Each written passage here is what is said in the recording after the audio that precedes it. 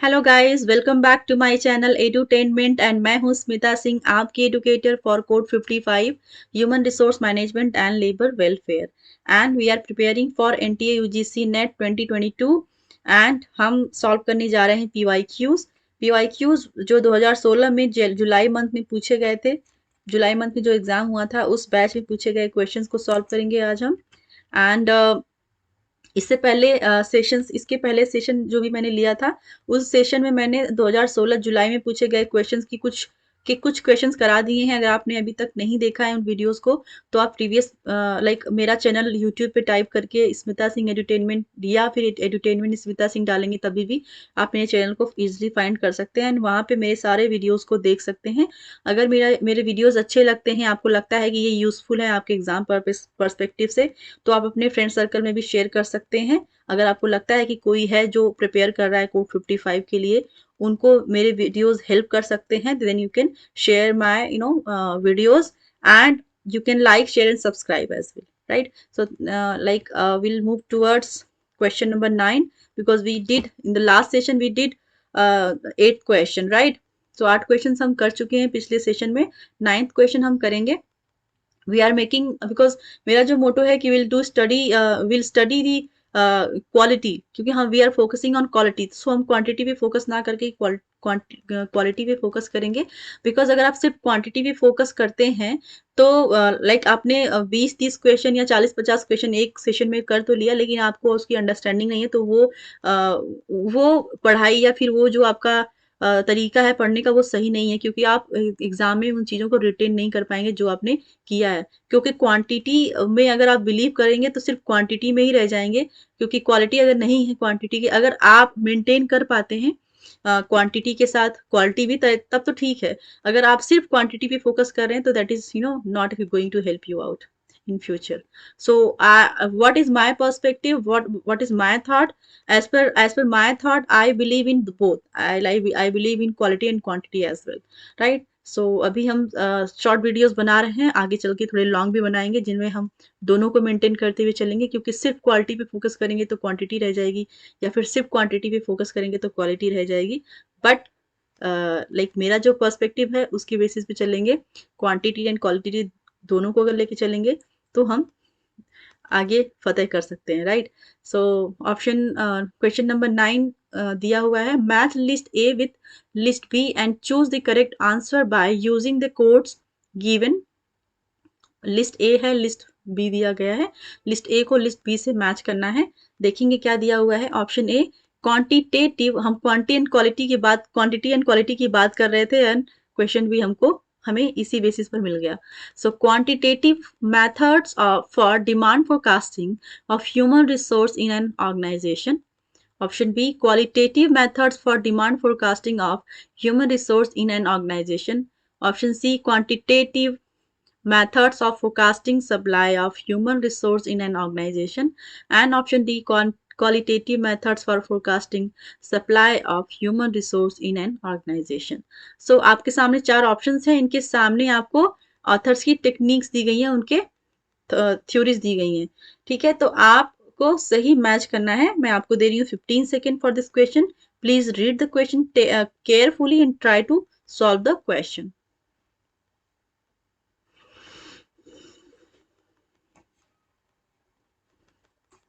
Let's move the camera.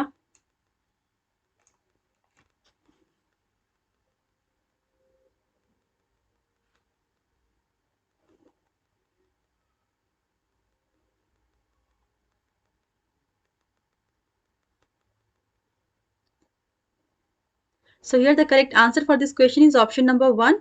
A का हो जाएगा 4। देखेंगे कैसे। Quantitative methods for demand forecasting of human resource in an organization. तो ये हो जाएगा मैनेजरियल जजमेंट। मैनेजरियल जजमेंट के थ्रू बोला गया था quantitative methods for demand forecasting of human resource in an organisation. Option B देखेंगे, qualitative methods for demand forecasting of human resource in an organization is matching with option B Markov analysis. Option C देखेंगे, quantitative methods of forecasting supply of human resource in an organization is I am sorry, option B का हो जाएगा option one, Delphi technique. Qualitative की जहाँ पे बात की जाएगी, क्वालिटेटिव मेथड्स, जो डेल्फी टेक्निक है that is focusing on qualitative method for demand forecasting of human resource in an organisation.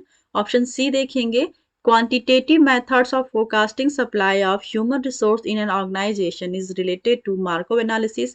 and option D देखेंगे, qualitative methods for forecasting supply of human resource in an organization is skill inventory।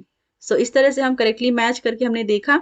आप इस question को एक बार फिर से पढ़िएगा, अगर आपको लगता है कि this questions are going to help you out in the examination, आप वीडियोस को रिवाइंड करके देख सकते हैं। Right, even you can download from the YouTube, even you can more you know make your own notes, right, for exam perspective. क्योंकि अगर आप अपने नोट्स बनाते हैं, स्पेशली आप थ्योरी पार्ट में जब जाएंगे, जब मैं थ्योरी कराऊंगी, तो वो आपके लिए बहुत हेल्पफुल होंगे। क्योंकि थ्योरी पार्ट में आपके जो वन लाइनर्स होते हैं ना, वन लाइनर्स को अगर आप नोट करते जाते हैं, तो उनके बेसिस पे जो क्वेश्चंस बनते हैं वो बहुत ज़्यादा आपको हेल्प करते हैं।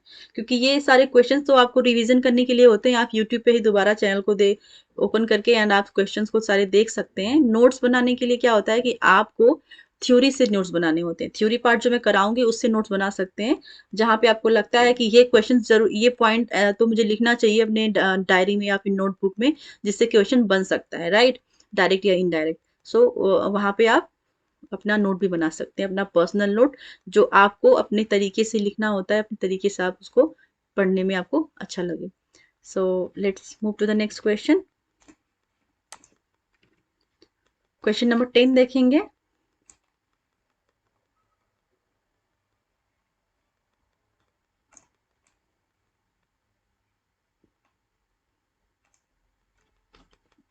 When the head of the personal department reports directly to the corporate head with different functional heads representing personal administration, industrial relations, and labor welfare reporting to him, the nature of personal department is, right. So आपको options दिए गए हैं। Option one, split function staff coordinated department. Option two, integrated independent department. Option three, split function independent department. Option four, extended independent department. So आपके सामने options हैं, आप एक बार question को फिर से केयरफुली रीड करिए and try to solve the question.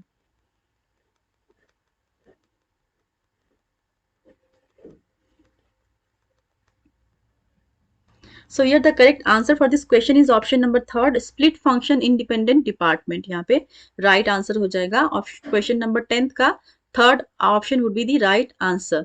देखेंगे कैसे स्प्लिट फंक्शन इंडिपेंडेंट डिपार्टमेंट, कैसे, क्योंकि इस क्वेश्चन में पूछा ही गया है when the head of the personnel department reports directly to the corporate head with different functional heads, right. जब वो रिपोर्ट करता है directly to the corporate head with the different functional heads representing personal administration, industrial relations, and labor welfare reporting to him, the nature of personal department is known as split function independent department, right? So let's move to the next question. Which of the following statements are true false about a dyadic unit? आपको true and false बताना है। Option A dyadic unit is defined in terms of an employee and his supervisor. Option B, the stronger dyads weaken organizational linkage. Option C, helping relationships in a dyad is one-way process offered by the supervisor. Option D, a dyad will prosper despite absence of trusting relationship between the employee and the supervisor. So आपके सामने options हैं and आपके सामने codes दिया गया है 1 2 3 4। One में A B is true, A C and D are false. Second देखेंगे A is true, B C and D are false. Third देखेंगे D is true, A B C are false. And fourth देखेंगे A C are true, B and D are false. So मैं दे रही हूँ आपको 15 second, please read the question.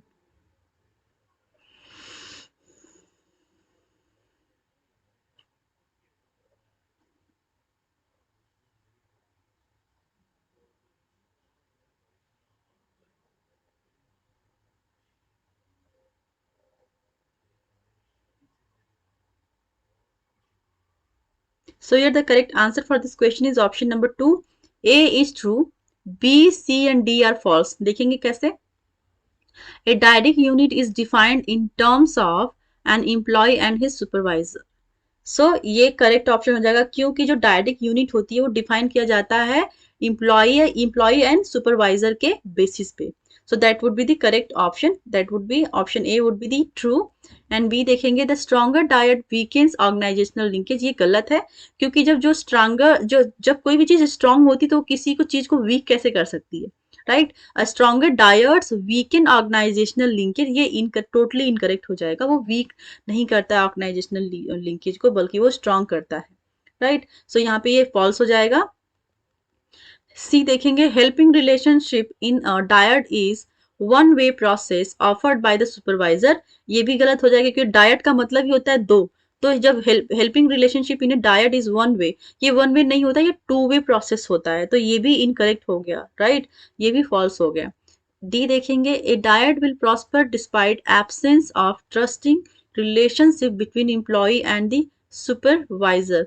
तो जब आप कह रहे हैं कि जब एब्सेंस, जब ट्रस्ट का जो आपके जो between the employee and the supervisor के बीच में जो रिलेशन होता है ट्रस्ट का, अगर उसका एब्सेंस होगा, जो इन दोनों के बीच में जो विश्वास का एक जो विश्वास का रिलेशनशिप है, जो रिश्ता है, अगर उसमें किसी चीज सपोज कमी हो, राइट, एब्सेंस हो, राइट, विश्वास की, तो वो प्रॉस्पर नहीं कर सकता, आपको आगे नहीं बढ़ा सकता, आपकी रिलेशनशिप को मजबूत नहीं कर सकता.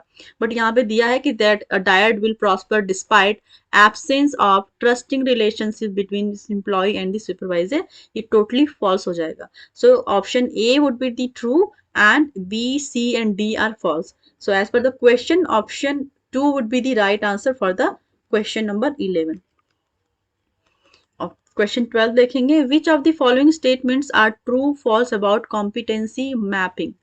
आपको true and false बताना है. A leads to increased manpower cost. B caters to ensure availability of competent people for performing various critical roles. Option C caters to downsizing and consequent needs. Option D leads to reduced manpower costs and pass on the advantage of the customers. So आपके सामने quotes दिए गए हैं. A, C are correct and A, D are false. Second दिया है B, C, D are true and A is false. Third दिया है A, B, C are true and D is false. Fourth है A, B are true and C and D are false. So I'm giving you 15 seconds. Please read the question and try to solve the question.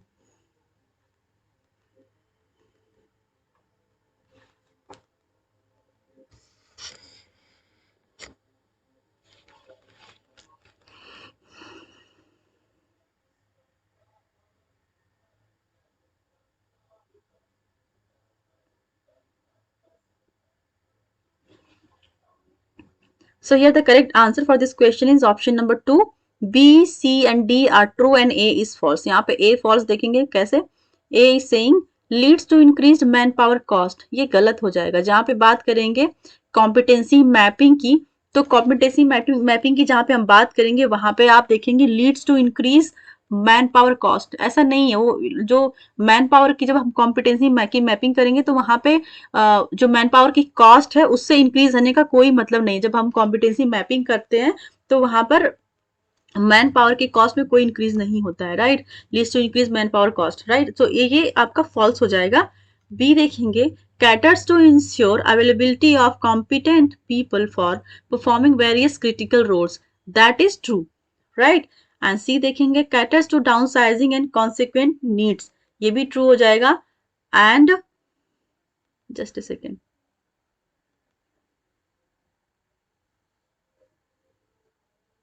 And D देखेंगे leads to reduced manpower cost and pass on the advantage to the customers.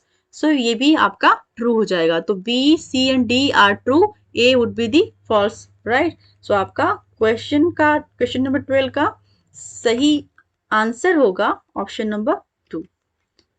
13 देखेंगे performance appraisal service serves 4 basic organization objectives match basic organizational objectives. Column A with the specific activities it relates to column B. Column A को column B से match करना है. Basic organizational objectives को specific activities से match करना है। Options देखेंगे, option A developmental, option B administrative decisions, option C organizational maintenance, option D देखेंगे डॉक्यूमेंटेशन।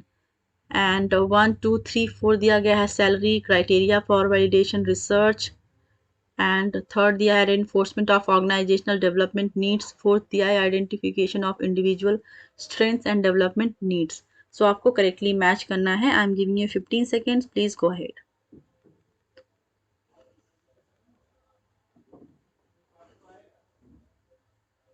मैं आपको 15 सेकेंड्स इसलिए देती हूँ कि आप खुद वीडियोस को केयरफुली, वीडियो में क्वेश्चन जो आपको दिख रहा है आप केयरफुली पढ़िए एंड खुद सॉल्व करने की कोशिश करिए, क्योंकि मैं क्वेश्चंस को सिर्फ बिना टाइम दिए पढ़ाते जाऊंगी, करते जाऊंगी। तो आप, कुछ स्टूडेंट्स क्या होते हैं बहुत फास्ट होते हैं, कुछ स्टूडेंट्स एक होता है कि वो आराम से पढ़ते हैं, क्वेश्चन को समझते हैं फिर आंसर करते हैं।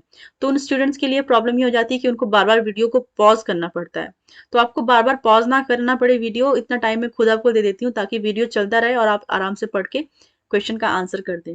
राइट, सो इस क्वेश्चन का सही आंसर हम देखेंगे क्या हो सकता है, क्या होगा सही आंसर, इनसे बात करेंगे हम। So here the correct option for this question is option number 4। देखेंगे कैसे डेवलपमेंट किससे मैच करेगा, that is identification of individual strengths and development needs. So अगर आप कीवर्ड से इन सारे, जब भी आपको मैच करने वाले क्वेश्चंस आते हैं, चाहे वो ऑथर से रिलेटेड हो या फिर ऑथर्स का ईयर्स के बेसिस पे बात, कभी कभी क्वेश्चन पूछ लेता है कि ये चीज कब आई थी, इसका क्या ईयर था, इस थ्योरी का क्या फॉर्मेशन हुआ था, ये प्लान कब आया था, ये गोल्स कब बना था। तो ये सभी इस टाइप के जब क्वेश्चंस आते हैं और मैचिंग वाला स्पेशली जब क्वेश्चन आता है तो आप डर जाते हैं कि ये तो बड़ा हार्ड लग रहा है, क्योंकि आप क्वेश्चन को बिना पढ़े ही डर जाते हैं। लेकिन जब आप क्वेश्चन को पढ़ते हैं आराम से एंड उनके कीवर्ड्स को फाइंड आउट करने की कोशिश करते हैं कि इसका कीवर्ड क्या होगा, कोई अगर एक भी आपको कीवर्ड पता चल गया तो मोस्ट ऑफ द टाइम ऐसा होता है कि आप क्वेश्चन को इजीली सॉल्व कर लेते हैं। अगर ऐसे क्वेश्चन पे एक या दो अगर आपको कीवर्ड के थ्रू या फिर एलिमिनेशन एंड सब्स्टिट्यूशन के सहारा लेते हुए अगर आप क्वेश्चन को सॉल्व करने की कोशिश करते हैं तो आप इजिली सॉल्व कर लेते हैं क्वेश्चन को।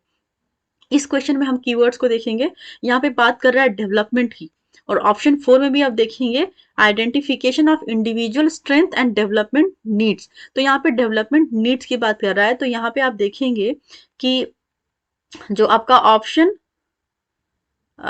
यस ऑप्शन 1 का 4 सिर्फ 2 में दिया गया है। आप देखेंगे 1 में दिया गया है ऑप्शन 1 का 4 एंड ऑप्शन 4 में दिया गया है ऑप्शन 1 का 4, ए का 4। तो बाकी की जो सेकेंड ऑप्शन है, थर्ड है, उसको आप एलिमिनेट कर देंगे। तो यहाँ पे क्या हो गया कि आपने 50% चांस अपना बना लिया, 50% को आपने एलिमिनेट कर दिया, 50% में ही आपको लड़ाई करनी है। बाकी आप देखेंगे बी एडमिनिस्ट्रेटिव डिसीजंस की बात कर रहा है, तो ऑप्शन बी में देखेंगे वो किससे मैच करना चाहिए। यहाँ पे जब एडमिनिस्ट्रेशन की बात आती है, उनकी डिसीजन मेकिंग की बात करती है, that is depends on salary, तो ऑप्शन बी का हो जाएगा 1। ऑप्शन सी देखेंगे organisational maintenance, that talks about reinforcement of organisational development needs. And option D देखेंगे documentation, that related to criteria for validation research. तो जहाँ पे डॉक्यूमेंटेशन की बात आती है वहां पे होगा क्राइटेरिया फॉर वैलिडेट करना किसी चीज को टू द रिसर्च। राइट, सो इस तरह से आपका ए का 4 हो जाएगा, बी का 1, सी का 3 एंड डी का 4 हो जाएगा। Right, so here the correct answer for this question is option number 4। Let's move to the next question. Question 14 देखेंगे, match the following techniques of training listed in column A with their description listed in column B। Column ए का column A को column B से match करना है। यहाँ पे technique एक side में दिया गया techniques of training and column B में दिया गया description. So will study ice breakers, strategic planner, role reversal, D mirroring, E monodrama, F structured role playing. Right, and another side description में क्या दिया गया है, 1 is role play with predetermined objectives, B exercise to teach plurality of views, option 3 insight into a given interaction, option 4 games to test ability of plan ahead, option 5 testing with external perspective, option 6 games to get team members know each other। Right. So आप इस question में भी keyword find करने की कोशिश करिए कि क्या इसका कीवर्ड, किसी एक या दो का अगर आपको आपने मैच कर लिया तो बाकी के भी आप एलिमिनेशन एंड सब्स्टिट्यूशन का सहारा लेकर के आप इजिली क्वेश्चन को सॉल्व कर सकते हैं। सो क्वेश्चन कितना लेंदी है आप इससे मत डरिए, आप क्वेश्चन को टेक्निकली देखिए एंड उसको टेक्निक से सॉल्व करने की कोशिश करिए, राइट। आप इजिली कर लेंगे इस क्वेश्चन को।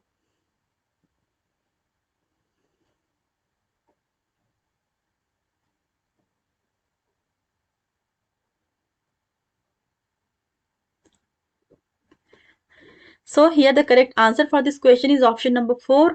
आप देखेंगे ए का क्या हो जाएगा, ए का हो जाएगा आइस ब्रेकर्स का क्या होगा। आइस ब्रेकर का मतलब क्या होता है आप समझिए। आइस ब्रेकर का ये मतलब होता है किसी भी ऑर्गेनाइजेशन में जब एम्प्लॉयज ज्वाइन करते हैं तो उनको ये रहता है कि एक दूसरे को कैसे इंट्रोड्यूस कराया जाए, ठीक है, कैसे वो एक दूसरे को जानेंगे। तो एक गेम प्लान करते हैं, उस गेम के थ्रू क्या करते हैं कि टीम मेंबर एक दूसरे को जानते हैं। सो दैट इज कॉल्ड, उसका नाम ही दे दिया जाता है आइस ब्रेकर्स, राइट। कि आप एक दूसरे को जानो, वो गेम आपको डिजाइन करके देते हैं, उस गेम के थ्रू आपको मेंबर्स को एक दूसरे को जानना होता है। तो ए का आप देखेंगे सिर्फ ऑप्शन नंबर 4 में ही ए का 6 दिया गया है, बाकी किसी भी ऑप्शन में आपको ए का 6 नहीं मिलेगा। अगर सिर्फ आपको एक कीवर्ड या फिर एक आता होगा, अगर आपने एक को मैच कर लिया तो जैसा कि मैं बताती हूँ हमेशा कि कई बार क्या होता है कि अगर आप सिर्फ एक को ही आप मैच कर लेते हैं करेक्टली, तो बाकी के ऑप्शंस आप इजीली मैच कर लेते हैं और आपका ऑप्शन 1 सेकंड में सॉल्व हो जाता है। मुश्किल से आप 2-3 सेकंड लगाएंगे क्वेश्चन को पढ़ने में एंड क्वेश्चन को सॉल्व कर लेंगे। सो यहाँ पे इजिली आपने देखा आइस ब्रेकर का मतलब होता है कि ऐसा गेम जो ऑर्गेनाइजेशन में ऐसे गेम्स बनाए जाते हैं जहां पे मेंबर्स एक दूसरे को जानते हैं। That is given in option number 6, games to get team member know each other. So option number 4 would be the right answer. बाकी को देखेंगे, स्ट्रेटेजिक प्लानर का क्या सही मैच होगा। That is fourth, games to test ability of plan ahead. Strategic planning का मतलब जब आप स्ट्रेटेजिक प्लानिंग करते हैं, एक लॉन्ग टर्म के लिए प्लानिंग करते हैं, तो आप चेक करते हैं कि उनकी जो एबिलिटी होती है, वो जो प्लान आप बना रहे हैं वो आगे चलकर कैसा होने वाला है, ठीक है, एबिलिटी क्या होगी उस पर्सन की, राइट। सो इस तरह से games to test ability of plan ahead मतलब आगे की बात कर रहे हैं। एंड रोल रोल रिवर्सल क्या होगा, रोल रिवर्सल का सही मैच होगा option number 2, exercise to teach plurality of views. Mirroring क्या होगा, मिररिंग का सही ऑप्शन हो जाएगा option 5, that is training with a external perspective. And option E monodrama का क्या हो जाएगा option 1, role play with predetermined objective. Monodrama का मतलब होता है कि आप जो भी रोल प्ले कर रहे हैं, सॉरी, जो मोनोड्रामा का मतलब होता है वो होता है insight into a given interaction, ठीक है। आप इंटरैक्ट करते हैं मोनोड्रामा के through, insight into a given interaction. And option F क्या कह रहा है, structured role playing is role play with predetermined objectives. So आप यहाँ पे ऑप्शन एफ का भी देखेंगे तो आप ऑप्शन एफ का, अगर आप किसी को अगर ऑप्शन एफ के बारे में पता हो कि स्ट्रक्चर रोल प्लेइंग में क्या होता है, that is role play with predetermined objective, तो आप देखेंगे ऑप्शन 4 में ही सिर्फ एफ का 1 दिया है, बाकी किसी अदर ऑप्शन में नहीं दिया गया है।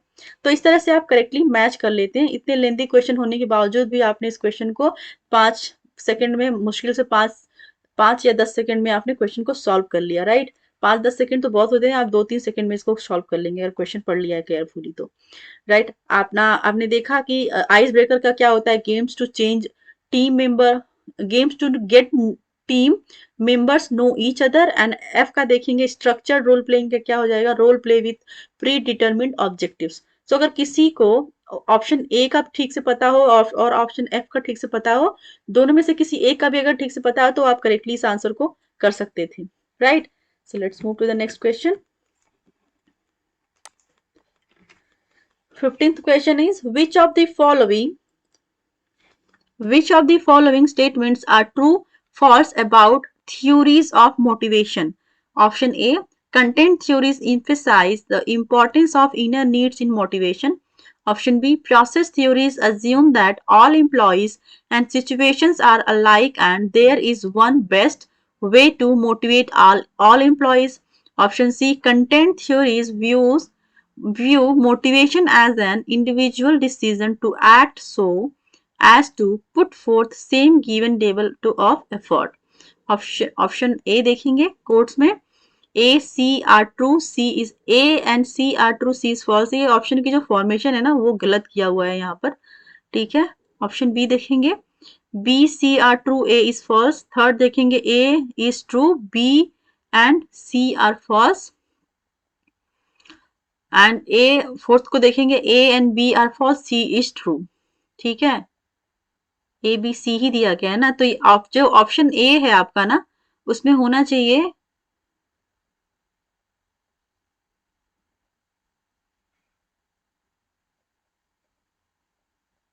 आपका जो ऑप्शन ए है उसमें गलत दे दिया, 2 बार सी सी लिख दिया है, उसमें होना चाहिए A and A and B are true, C is false, या फिर A and C are true and A and C are true and B is false, इस तरह से होना चाहिए, बट यहाँ पे सेम कर दिया है। एनीवेज, हम क्वेश्चन को सॉल्व कर रहे हैं क्योंकि हमें क्वेश्चन को समझना है, ऑप्शंस पे ध्यान ना देके आप एक बार क्वेश्चन को समझ जाएंगे तो खुद ही आप सॉल्व कर लेंगे क्वेश्चन को। So I am giving you 15 second, please go ahead.